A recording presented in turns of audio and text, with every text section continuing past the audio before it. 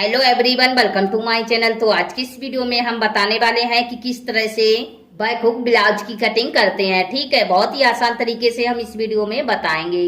तो यहाँ पर हम आप लोगों को पेपर पर ही कटिंग करके बताएंगे। इससे क्या होगा कि आप जब भी ब्लाउज की कटिंग करेंगे तो पहले पेपर पर कटिंग कर लेना। ठीक है, इससे आपका जो कपड़ा है वो खराब भी नहीं होगा। तो यहाँ पर हम क्या करेंगे, पेपर को अच्छे से फोल्ड करेंगे। ठीक है, पेपर की जो बंद साइड है वो हमें अपनी तरफ रखनी है।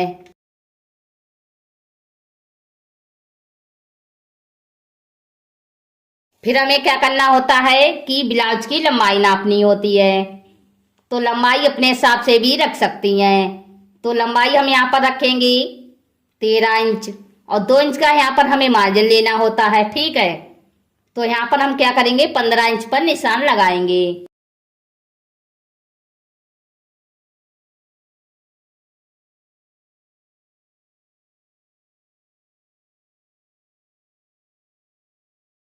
फिर हमें क्या करना होता है, गले की चौड़ाई नापनी होती है। तो अगर आप गले की चौड़ाई 6 इंच रखना चाहती हैं तो यहाँ पर 6 इंच को आधा करेंगे तो यहाँ पर आएगा 3 इंच। तो 3 इंच पर हमें निशान लगाना है। ठीक है, और अगर आप गले की जो चौड़ाई है वो 5 इंच रखना चाहती हैं तो 5 को आधा करेंगी तो यहाँ पर आपको 2.5 इंच पर निशान लगाना है। ठीक है, तो 2.5 इंच पर ही निशान लगाना है। इससे क्या होगा कि जो हमारे शोल्डर है वो नहीं उतरेंगे। तो यहाँ पर हम 2.5 इंच पर ही निशान लगाएंगे। और यहाँ से हमें गले की लंबाई नापनी होती है। तो गले की लंबाई हमें लेनी है 5.5 इंच और आधा इंच का मार्जिन लेंगे तो 6 इंच पर हमें यहाँ पर निशान लगाना है। यहाँ पर हमने गले की जो चौड़ाई है वो 5 इंच रखी है। तो यहाँ पर हमें कुछ इस तरह से गले की गुलाई कर देना है। देखिए, आप लोग देख सकते हैं, इस तरह से गले की गुलाई करेंगे। और यहाँ पर हम शोल्डर की चौड़ाई 2.5 इंच रखेंगे। आधा इंच हमें सिलाई मार्जिन लेना है बाजू सिलने के लिए। ठीक है, तो यहाँ पर हम 3 इंच पर निशान लगाएंगे। और यहाँ पर हम ब्लाउज 40 साइज का बनाएंगे। ठीक है, तो आर्मोल की जो हमारी लंबाई है वो हम यहाँ पर रखेंगे 6.5 इंच। तो 6.5 इंच पर हमें यहाँ पर निशान लगाना है। ठीक है, और 1 इंच पर हम यहाँ पर आर्मोल की गुलाई कर देंगे। पीछे वाले पल्ले पर हमें यहाँ पर आर्मोल की गुलाई 1.5 इंच रखनी है। ठीक है, और यहाँ पर हमारी जो सीने की चौड़ाई है वो 40 इंच है।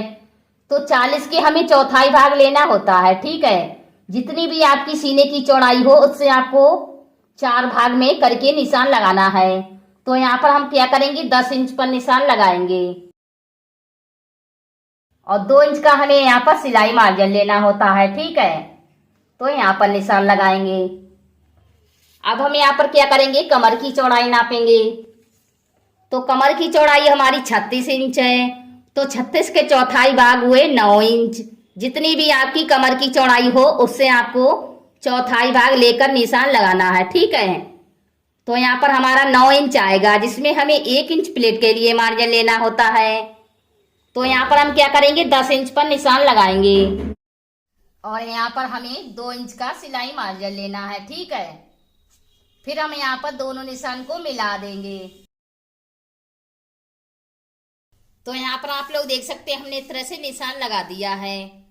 अब हम यहाँ पर क्या करेंगे, इसी निशान के ऊपर हमें कटिंग कर देना है। ठीक है, पहले हम यहाँ पर कटिंग करेंगे और उसके बाद में साइड में कटिंग कर लेंगे। तो यहाँ पर आप लोग देख सकते हैं, हमने इस तरह से कटिंग कर लिया है। अब हम यहाँ पर क्या करेंगे, प्लेट का भी निशान लगा देंगे। तो यहाँ पर हमें जो हमारी बंद साइड है यहाँ से चौड़ाई नापेंगे। तो चौड़ाई हम यहाँ पर रखेंगे 4 इंच हमें रखनी है। ठीक है, और यहाँ से टक्स पॉइंट नाप लेते हैं। तो टक्स पॉइंट हम यहाँ पर लेंगे 10.5 इंच, क्योंकि आधा इंच हमारा सिलाई मार्जिन हो जाएगा। तो यहाँ पर हमें कुछ इस तरह से एक सीधी लाइन खींच देनी है और 1 इंच चौड़ी हम यहाँ पर प्लेट को रखेंगे। तो यहाँ पर हमें कुछ इस तरह से तिरछे में लाइन खींच देनी है। देखिए, यहाँ पर हमारी 1 इंच चौड़ी प्लेट रहेगी। अब हम यहाँ पर दूसरा प्लेट का निशान लगाएंगे। तो यहाँ पर हम क्या करेंगे, लंबाई में 3.5 इंच पर निशान लगाएंगे। और ये हमारा ब्लाउज बड़े साइज का है, तो इसीलिए हम यहाँ पर क्या करेंगे, 3 इंच का गैप लेंगे। ठीक है। अगर आप छोटे साइज का ब्लाउज बना रही हैं तो यहाँ पर आपको क्या करना है, 2.5 इंच का गैप लेना है। ठीक है। तो ये बात का भी आपको ध्यान रखना है। फिर हम यहाँ पर क्या करेंगे, इस निशान को और इस निशान को दोनों को मिला देंगे। ये वाली प्लेट हमारी आधा इंच चौड़ी रहेगी। फिर हम यहाँ पर तीसरा प्लेट का निशान लगाएंगे। तो यहाँ पर हम क्या करेंगे, 3 इंच का गैप लेंगे इस तरह से, और यहाँ पर तिरछे में लाइन खींचेंगे। ये वाली प्लेट भी हमारी आधा इंच चौड़ी रहेगी। ठीक है। फिर हम यहाँ पर चौथा प्लेट का निशान लगाएंगे। तो यहाँ पर हमें क्या करना है, 4 इंच पर निशान लगाना है। फिर हमें यहाँ पर कुछ इस तरह से सीधी लाइन खींच देनी है। ये वाली प्लेट भी हमारी आधा इंच चौड़ी रहेगी। तो यहाँ पर आप लोग देख सकते हैं, हमें कुछ इस तरह से प्लेट का निशान लगाना है। फिर हम यहाँ पर क्या करेंगे, कट लगा देंगे।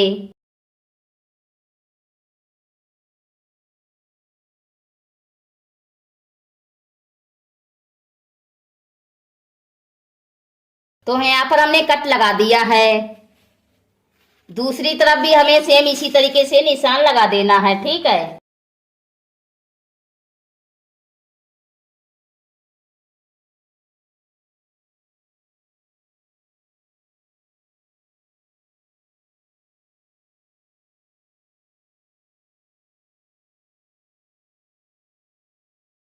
तो यहाँ पर आप लोग देख सकते हैं, हमें कुछ इस तरह से आगे वाले पल्ले की कटिंग करनी होती है। ठीक है। क्योंकि ये हमारा बैक हुक में ब्लाउज बनेगा। अब हम यहाँ पर पीछे वाले पल्ले की कटिंग करेंगे। तो पेपर को हम यहाँ पर कुछ इस तरह से फोल्ड करेंगे।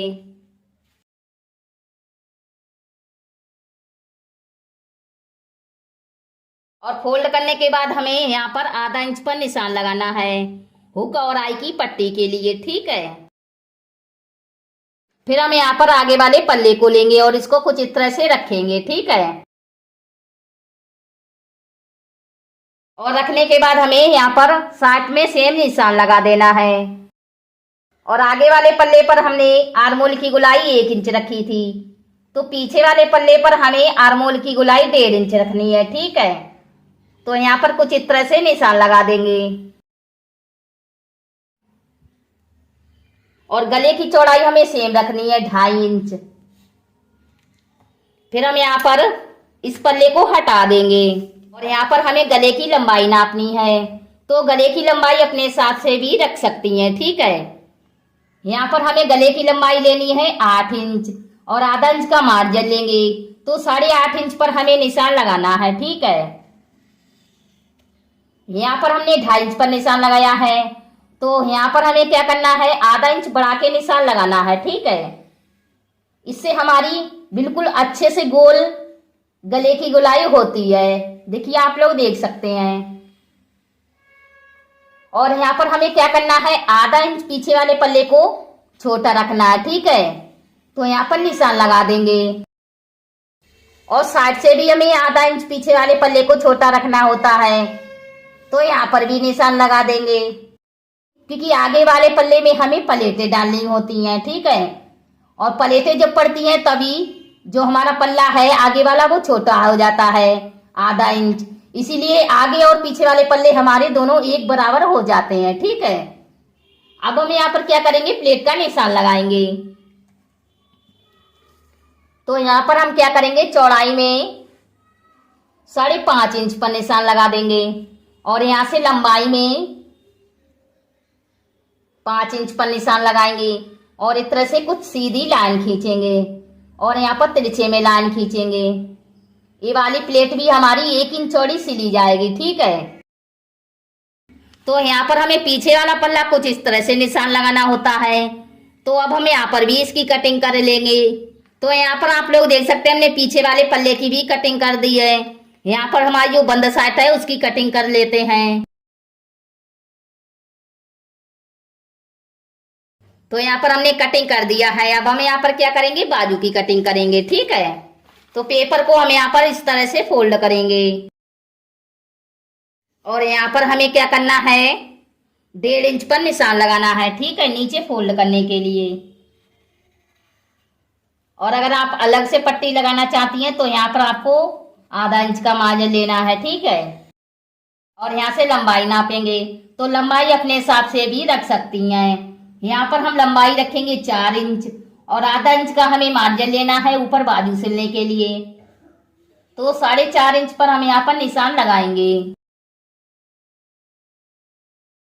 और यहाँ पर हम बाजू की चौड़ाई रखेंगे 6.5 इंच। तो 6.5 इंच पर हमें निशान लगाना है। ठीक है, बाजू की चौड़ाई अपने हिसाब से भी रख सकती हैं। और यहाँ पर हम क्या करेंगे, 3 इंच पर निशान लगा देंगे और इस तरह से बाजू की गोलाई करेंगे। और यहाँ पर हम आर्मोल की जो चौड़ाई है वो रखेंगे 9 इंच। तो 9 इंच पर हमें निशान लगाना है और इस तरह से दोनों निशान को मिला देंगे। साइड में हमें 1.5 या 2 इंच का मार्जिन लेना है, तो यहाँ पर भी निशान लगा देना है। ठीक है, तो हमने कुछ इस तरह से निशान लगा दिया है। अब हम यहाँ पर कटिंग करेंगे।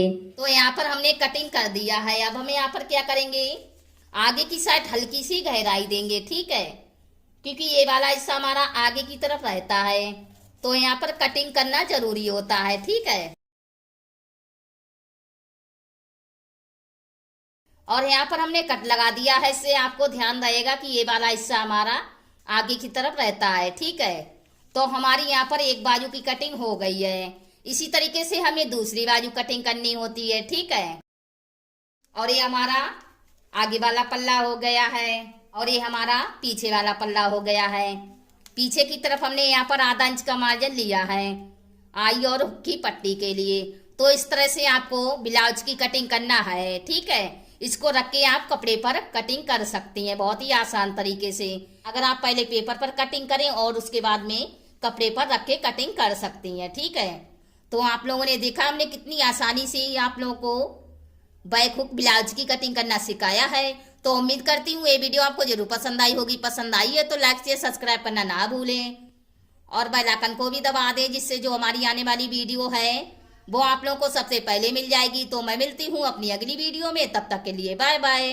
आखिर तक वीडियो देखने के लिए थैंक यू।